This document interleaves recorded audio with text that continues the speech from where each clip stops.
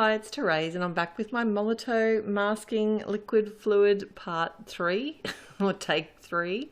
Now I've got an image here, it's from Avery L and working on some Tim Holtz. This is the distress watercolour cardstock and I've got the smooth side. The ink that I've got today is a waterproof one and it's a Ranger Archival Jet Black. And already you can see that I'm struggling with my Molotow pen again. I think I had it stored up the wrong way and it's kind of clogged a little bit, so I'm pressing down. What you're meant to do is actually press down, that'll help release the fluid. And then what I was finding was sometimes the fluid will come out in big blobs and other times it wouldn't come out at all. So I'm just kind of moving around over the images that I want to mask. I got some great tips and advice on using this pen, and one of them was that it's actually only meant for thin lines and masking smaller areas. So already I'm setting myself up to fail, but that's okay because I had a backup plan. What I thought I could do was actually use this because a lot of the masking liquids, you just paint them on with the paintbrush and then you just can throw your paintbrush away or whatever like that. They're not very paintbrush friendly, but I do actually have the see that was the refill for these liquid masking pens, and what I ended up doing was just putting little drops of the masking liquid directly onto my image and then painting it with my actual pen, and that seemed to work really well. Another couple of bits of advice I was given was to use or try different kinds of cardstocks, and that's why I've got this Tim Holtz one. And I am using the smooth side. I'm not sure if I said that yet or not. And also not to hit it with your heat tool to dry it, because that can actually affect it. So what I'm doing is I'm going to set this aside to dry, and all my painting that I do I'm going to let dry naturally as well. I'm not going to be hitting it with the heat tool at any point. It does take a lot longer to do it this way, but I just found I'd pop away and do something else and then come back. So now I'm going to start adding my colour to the background, and I've got 3 different distress inks here. I'm working on my craft sheet and just literally added the ink directly to my craft sheet from the ink pad, and I'm starting with the mustard seed, and I've added some clean water directly behind my image, and then I'm picking up the ink with my paintbrush and then just letting it drop.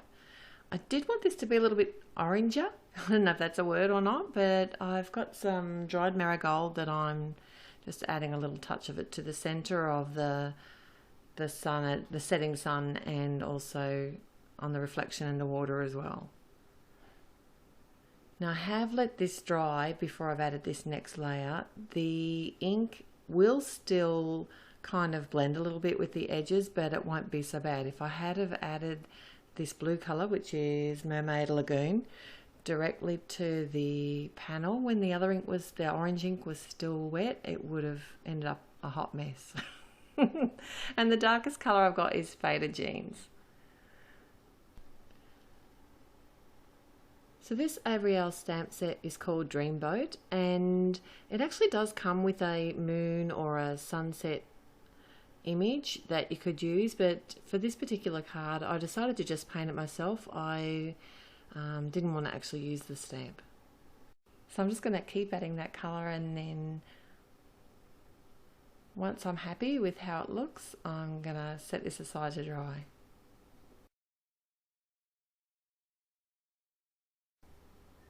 So now for the big reveal, I thought I might use my fingers to peel away the masking fluid and see how that went first. And it actually worked really well. I'm getting very excited right here. and the masking fluid's just peeling straight off, and it's been really easy to peel off as well. I've got my gum eraser that I'm using to help me. There is a little bit of residual kind of blue on the cardstock, but you can't really tell too much. And once I add the color to the images, that was another hint, is to actually add the color to my images after I've removed the masking paper. And there was just that one little bit there that I did tear the paper. I think it was probably my fault. I got a little bit overzealous. And oh, just to let you know, I did let this dry properly before I removed the masking liquid.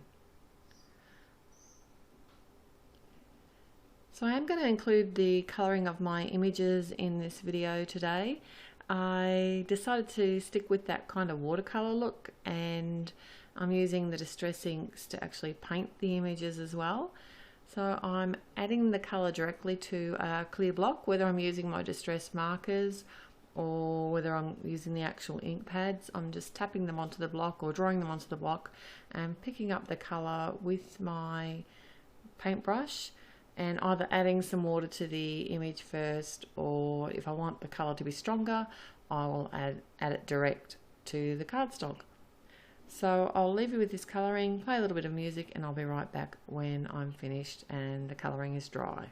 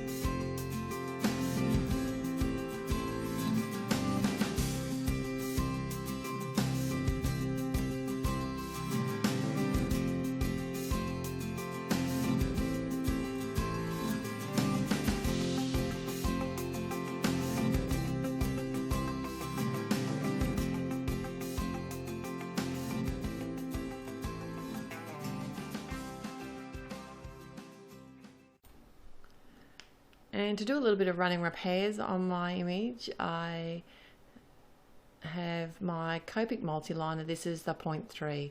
So I'm literally just drawing back in the lines over where the paper lifted off when I was removing the masking liquid.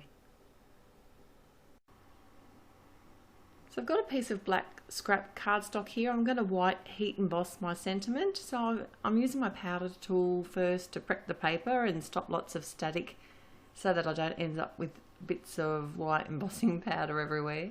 I've got the Wow powder, so that's actually pretty good. It doesn't leave too many strays. Now I'm going to start assembling my card, and it's a top fold landscape card. Finished size is 10.5 by 15 centimeters, and a piece of scrap red cardstock, and just going to adhere that to the front left side of my card. And it's easy enough just to, I haven't cut this exact, I couldn't be bothered measuring it. So it's easy enough just to flip the whole card front over, and then I can just trim off the excess card.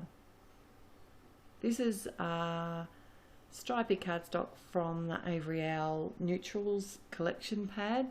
I've got a couple of these pads. They have some really funky kind of patterns and some great colours as well. And I thought the black and white would look really cool with the red.